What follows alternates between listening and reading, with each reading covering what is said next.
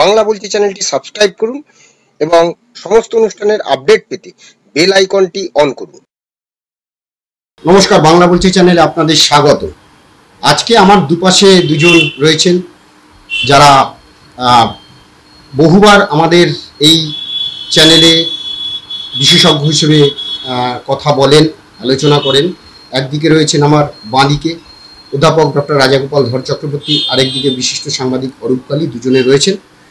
আজকে আমরা যেটা একসঙ্গে মিলিত হয়েছি, অন্যান্যবার আমরা করতাম যেটা হচ্ছে অনলাইনে সব করতাম, এবারে আমরা এক জায়গায় একটা আড্ডা মারতে বসেছি। আড্ডা মারতে মারতেই কোথাও মনে হলো যে পলিটিক্স প্রসঙ্গ চলে এলো। তো সেই জায়গা থেকে আমরা যেটা দেখলাম যে এই যে অপারেশন সিন্দুরের পরে কেন্দ্রীয় সরকার ঠিক করেছে যে পৃথিবীর যে সমস্ত দেশগুলো রয়েছে বিভিন্ন দেশে প্রতিনিধি দল পাঠানো হবে, এবং সেই প্রতিনিধি দল পাঠাবে কারা না, সংসদীয় প্রতিনিধি দল, অর্থাৎ সংসদের যিনি স্পিকার আছেন তিনি এই প্রতিনিধি দল পাঠাবেন এবং সেই প্রতিনিধি দলের এক একজনকে এক একটা মাথা করবেন এবং বিভিন্ন দল থেকে নেওয়া হবে। এবং সেটা কিন্তু যিনি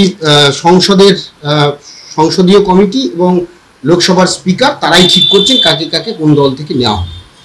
কোনো দলকেই কিন্তু চিঠি দিয়ে বলা হয়নি যে আপনার দল থেকে নাম পাঠান, আপনার দল থেকে নাম পাঠান, সেটা সেখানেই ঠিক হয়েছে। কিন্তু এই নিয়ে বহু বিতর্ক, আর সেই বিতর্কের মাঝেই আমাদের এই রাজ্যে যে তৃণমূল কংগ্রেস, সেই তৃণমূল কংগ্রেসের প্রতিনিধি হিসেবে ইউসুফ পাঠান, তাকে বহরমপুরের যিনি সাংসদ তাকে নির্বাচিত করা হয়েছিল। কিন্তু তৃণমূল কংগ্রেস ইউসুফ পাঠানকে না যাওয়ার জন্য তারা বলেছেন যে তারা কোনো প্রতিনিধি পাঠাবেন না। আর এটা নিয়েই শুরু হয়েছে যে এই বাংলার রাজনীতিতে কেন ইউসুফ পাঠানকে পাঠালে কি ক্ষতি হতো। তো সেটা নিয়ে আজকে আমরা আলোচনা করব। প্রথম রাজাদা, আপনি এই বিষয়টাকে কিভাবে দেখছেন যে ইউসুফ পাঠানকে পাঠানো হলো না, কিভাবে দেখছেন বিষয়টা? হ্যাঁ, দেখুন যে পাকিস্তানের যে কেন্দ্রীয় সরকার যে অভিযান চালিয়েছে, যুদ্ধ তো বলা যাবে না, যদিও সিজফায়ার, যুদ্ধ বিরতি শব্দটা ব্যবহার হচ্ছে, মানে যে অভিযান হয়েছিল আতঙ্কবাদের বিরুদ্ধে, সেই অভিযানের একটা বিরতি রয়েছে এবং সারা বিশ্বের কাছে জানানো দরকার যে আমরা কি করেছি। কেননা প্রচুর বিকৃত তথ্য সারা পৃথিবীতে ঘুরে বেড়াচ্ছে। এর জন্য অনেকটাই দায়ী যে ইন্টার সার্ভিসেস পাবলিক রিলেশন, যেটা পাকিস্তান মিলিটারির একটা অংশ, তারা নানানভাবে প্রচার করছে যে ভারতবর্ষে বিরাট ক্ষতি হয়েছে, অনেকগুলো যুদ্ধ বিমান তারা নষ্ট করেছে, হ্যাঁ, এবং ভারত এখান থেকে কোনো ঠিক কিছুই গেম করতে পারেনি, এরকমই জানানো হচ্ছে।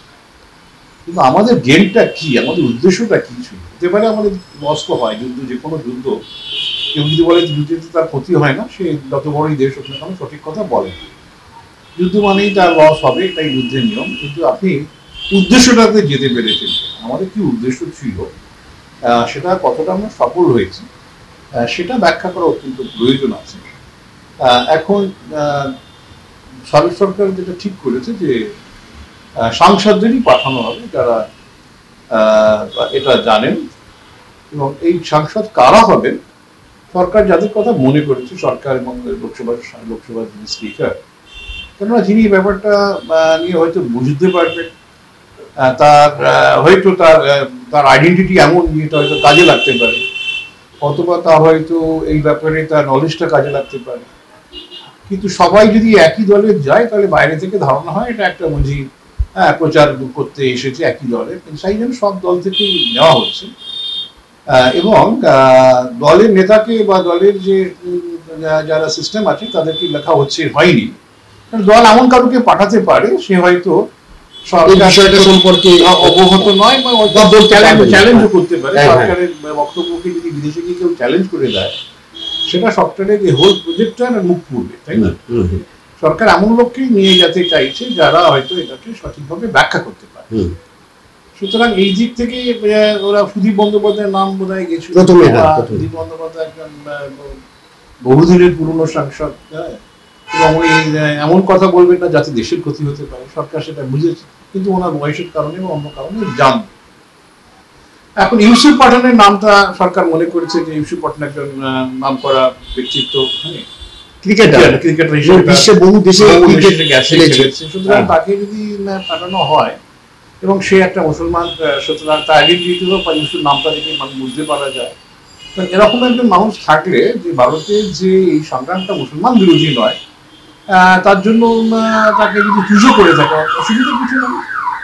এবং সে একজন দেশপ্রেমিক মানুষ, সে কি ঘটেছে না ঘটেছে সে ব্যাখ্যা করতে বলবে, এবং সেখানেও তার দলের যদি কোনো বক্তব্য থাকে সেটাও যদি বলে, গুছিয়ে যদি বলে। সরকারের দেশের তীব্র বিরোধিতা, সরকার বিরোধিতা করতেই পারে, দেশের বিরোধিতা যারা করবে তারা তো সঠিক কাজ করছে না। মিশনটা তো পারপাস হচ্ছে দেশের একটা সঠিক প্রচার। একদম এই কারণেই ইউসুফ পাঠানের বোধহয় নামটা গেছে। আমি জানি না উনি বক্তা হিসেবে কেমন, আমার এখন কোনো ধারণা নেই। হ্যাঁ, খেলায় মাঠে অনেক কিছু করেছেন, সেটা আমি শুনেছি বা দেখেছি। এখন প্রশ্ন হচ্ছে যে এই তাকে যে না পাঠানোর সিদ্ধান্ত, কেন দলের কাছে চিঠি দেওয়া হয়নি, দলের কাছে দল ঠিক করবে কাকে পাঠাবো, এই ভাবনাটা তো এটা তো কোনো হচ্ছে কি যে দল এমন লোককে পাঠাতে পারে সে হয়তো এমন কিছু কথা বলবে সেটা ক্ষতিকারক। একদম। সুতরাং সরকার তো এই পূজার উদ্দেশ্য অল পার্টি এটা নয় সব। হ্যাঁ, সব বিভিন্ন দলের কি মতামত তাই সেটা দেশের মধ্যেই তারা জানাচ্ছে। দেশের বাইরে গিয়ে বিভিন্ন দলের মতামত দিয়ে, হ্যাঁ ভারত যুদ্ধ করে ঠিক করেনি, এখানে গরিবদের মেরেছে, জল বন্ধ করে সেই গরিবদের চাষা বন্ধ করে দিয়েছে, এ কথা যদি কেউ বলতে যায় বিদেশে গিয়ে, তাহলে সেটা তো অনেক পার্টি তো বলছে, সেটা ক্ষতি হতে পারে দেশেরই। ভারত তো কোনো এতদিন 60 সালের চুক্তি কোনোদিন জল বন্ধ করেনি, কার কথা ভেবে? ভারত সাধারণ মানুষের কথা ভেবে জল বন্ধ করে। এখন বন্ধ করা হচ্ছে কেননা সেখানকার মানুষ সরকার কথা শুনছে না। আমার মনে হয় সরকার সন্ত্রাসবাদকে প্রশ্রয় দিচ্ছে, সন্ত্রাসবাদ বন্ধ করে দিক, জল আবার আমাদের নিজেদের কিছুটা সুরক্ষা রেখে। সুতরাং এই জায়গায় দাঁড়িয়ে যে প্রচারটা ভারত করতে চাইছে, পরিষ্কার বক্তব্য হচ্ছে যে আমরা পাকিস্তানের সাধারণ মানুষের বিরোধী নই, আমরা সেখানকার মানুষের কোনো ক্ষতি করা হোক সেটা আমরা চাইনি, আমরা কেবলমাত্র আতঙ্কবাদের ঘাঁটির দিকেই আমরা টার্গেট করেছি। পরে যখন ওরা আমাদের বিরুদ্ধে যুদ্ধের মতন ব্যবস্থা নেয়, আমরা দেখেছি মিলিটারি ইনস্টলেশনে টার্গেট করেছি, এবং সেখানে ওদের রাস্তাঘাট ব্রিজ কোনোভাবেই আমরা আঘাত করিনি যাতে করে সাধারণ মানুষের ক্ষতি হতে পারে। ওরা আমাদের মিলিটারি টার্গেট করেছে, ওরা আমাদের সাধারণ খবর তো আসছে, ওরা তো অমৃতসর মন্দিরও ভাঙার চেষ্টা করেছিল। কারণ আমরা সেই বুঝে তো যেসব জায়গায় টার্গেট করলে ওরা এগুলো করতে পারবে না সেগুলোই করা হয়েছে। সুতরাং ইউসুফ পাঠানকে যদি তৃণমূল কংগ্রেস পাঠাতো তাহলে কিন্তু তার একটা সুযোগ ছিল, সে কিন্তু বোঝাতে পারতো যে ভারতীয় আত্মার সঙ্গে তৃণমূলের যোগাযোগ আছে, কিন্তু না পাঠিয়ে বুঝিয়ে দিল যে ভারতের স্বার্থের সঙ্গে তৃণমূলের স্বার্থের কোথাও একটা মিল বোধহয় ঘটছে না। রাজাদা খুব ভালো ব্যাখ্যা করলেন। এবারে অরূপদা, এখানে পলিটিক্স একটা বড় বিষয়, কোথাও কি সেই বাংলা রাজনীতি ছাড়া চলতে পারে না, আবারও সেই চলে এলো? দেখো, রাজনীতি তো নিশ্চয়ই আছে। রাজনীতিটা কি? প্রথমত আমরা যদি এই অপারেশন সিঁদুরে দেখি তাহলে দেখা যাবে যে এই একটা জায়গায় তৃণমূল কংগ্রেস কিন্তু এখনো পর্যন্ত ভারত যখন হিট করলো পাকিস্তানকে, তারপরে তৃণমূল কংগ্রেস কোনো প্রশ্ন তোলেনি। 22 তারিখের পর যখন পেহেলগাঁওতে 26 জন নিরীহ পর্যটককে মারা হয়েছিল, তখন কিন্তু তৃণমূল কংগ্রেস নানা প্রশ্ন তুলছিল, এবং রোজ এক একজন, তুমি যদি দেখো তৃণমূলের ফেসবুক পেজে এক একজন সাংসদ 5টা-6টা করে প্রশ্ন করছিলেন, অমিত শাহের পদত্যাগ চাইছিলেন।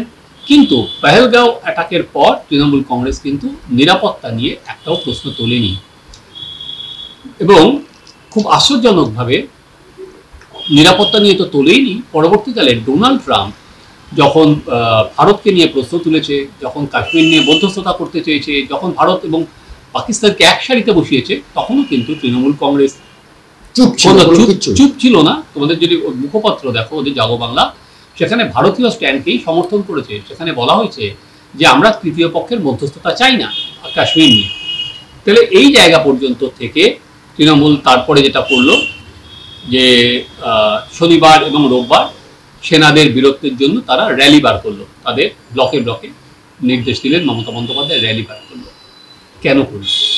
কারণ তৃণমূল কংগ্রেস জানে যে এটা একটা জাতীয়তা আর কি, জাতীয় যে আবেগ, জাতীয়তা বোধ, তার একটা হাওয়া উঠবেই। সেই হাওয়াটা যাতে পুরোটা বিজেপির দিকে না চলে যায়, এটা আটকানোর তারা ভাবছে একটা আলটিমেট উপায়। এবার দ্বিতীয়টাতে আসে, সেখানে দাঁড়িয়ে তৃণমূল কংগ্রেস ইউসুফ পাঠানে কেন না করল? যদি তৃণমূল কংগ্রেস এই ধরো এই জাতীয় আবেগের বিরুদ্ধে যেত, তাতে দুটো জিনিস হতো। এমনি একটা এর সঙ্গে একটা হিন্দুত্ব মিশে আছে, কারণ তৃণমূল কংগ্রেসকে প্রমাণ করার চেষ্টা করছে হিন্দু বিরোধী দল। তাই জন্য তৃণমূল কংগ্রেসকে গিয়ে দীঘায় জগন্নাথ মন্দিরের উদ্বোধন করতে হচ্ছে এবং বলতে হচ্ছে তৃণমূল কারো থেকে হিন্দুত্ব শিখবে না। এবার ইউসুফ পাঠানকে দিয়ে এক ঢিলে অনেকগুলো পাখি মারতে চাইলে হচ্ছে বিজেপি, বা চেষ্টা করলো, কারণ ইউসুফ পাঠান সংখ্যালঘু।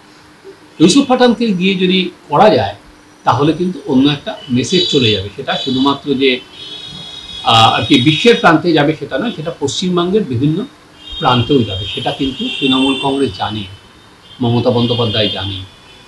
তৃণমূল কংগ্রেসকে খেলতে হচ্ছে কিন্তু খুব ব্যালেন্সের মধ্যে। তৃণমূল কংগ্রেসকে হিন্দু ভোটও রাখতে হচ্ছে, আবার তৃণমূল কংগ্রেসের যে কোর ভোট ব্যাংক, মুসলিম ভোট ব্যাংক, সেটাও তাকে একই সঙ্গে রাখতে হচ্ছে, কারণ ওটা হচ্ছে তার কোর ভোট ব্যাংক। তাই তৃণমূল কংগ্রেস, আমি বারবারই বলি যে ট্রাপিজের দড়ির উপর দিয়ে হাঁটছে, এক্ষেত্রেও তাই। ফলে জাতীয়তা, এই জাতীয় যে আবেগ, এই জাতীয়তা বোধ নিয়ে এটা যখন হাওয়া তুলতে শুরু করবে, তৃণমূলের একটা ভয় আছে যে দেখো পাকিস্তান মানে কি, এটা মুসলিম কান্ট্রি, আলটিমেট সেটা কোনো জায়গায় যে আর কি সংখ্যালঘু ভার্সেস সংখ্যাগুরু না হয়ে যায়। ফলে তৃণমূল কংগ্রেস তখন যদি সরাসরি এই জাতীয় আবেগের এতে যায়, ফলে তৃণমূল কংগ্রেসের একটা পেছন দিকে একটা টান থাকবে, তাহলে সংখ্যালঘু ভোট ঘুরে যাবে না, তো সেইটার একটা কি নিশ্চয়তা কি আছে? না, নেই। সেটা কিন্তু এই যে বললাম তৃণমূল কংগ্রেস এই ডায়লামার মধ্যে ঘুরছে। এই জায়গায় আমার মনে হয় যে জায়গা থেকে ইউসুফ পাঠানকে বাছা হয়েছিল, বিজেপি এখানে ভেবেছিল, ঠিক সেই জায়গা থেকে মমতা বন্দ্যোপাধ্যায় ইউসুফ পাঠানকে না করে দিলেন।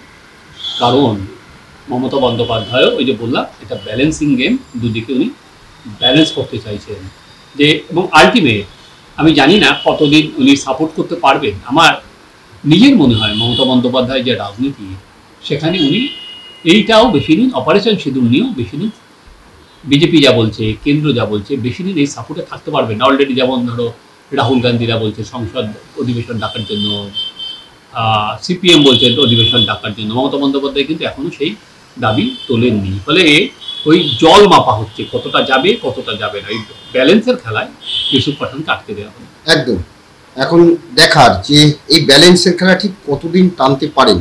ইতিমধ্যেই কংগ্রেস বলতে শুরু করে দিয়েছে যে অধিবেশন, বিশেষ অধিবেশন ডাকার জন্য। তৃণমূল এখনো কিছু বলেনি, কিন্তু ইউসুফ পাঠানকে সরিয়ে নিয়ে আগামী দিনে এই রাজনীতি কোন দিকে যায় সেদিকে আমাদের নজর থাকবে। ধন্যবাদ রাজাদা, ধন্যবাদ অরূপদা, সবাই ভালো থাকবেন, নমস্কার।